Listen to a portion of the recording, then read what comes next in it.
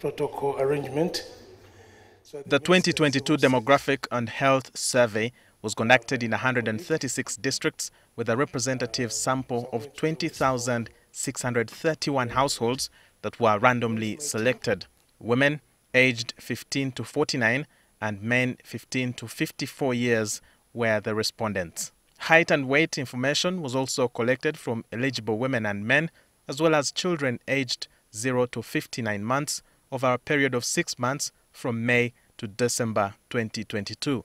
The report majorly provides estimates on marriage, family planning, childhood and maternal mortality, nutrition, sexual activity, HIV and AIDS, malaria, child labor or discipline, and domestic violence. According to the survey, the national fertility rate has further dropped to 5.2% from 5.4% in 2016.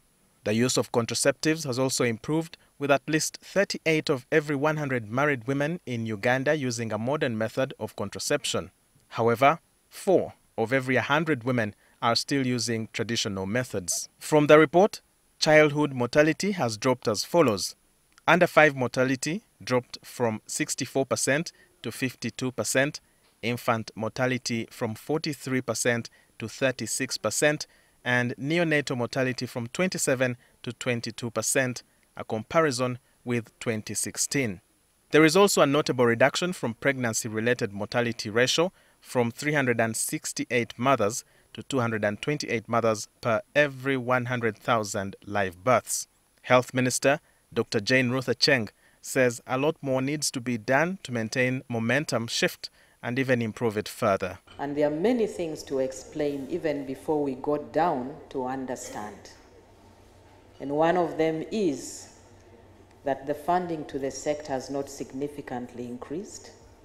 The human workforce or the health workforce is still a big problem. Health education and promotion needs to be intensified for our population to know why they need to work on this. She also emphasized the need to create more awareness on family planning. Planning without reliable health data can be termed as a suicide. That is why the UDHS indicators that we have received today is a great ingredient in the realization of better health systems. We need to create demand.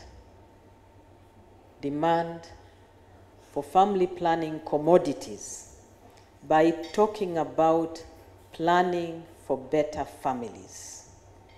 And personally, I believe we lost it along the way when we emphasized commodities rather than information. At the event where the findings were announced, it was noted that some funding from various donors was discontinued. However, the UNICEF representative in Uganda pledged more support towards health. 12 UN agencies have collaborated with UBOS to develop a US $42 million joint program for data statistics. Dr. Aceng launched the report, which is now accessible as a public document. Walter Mwesigye, NTV.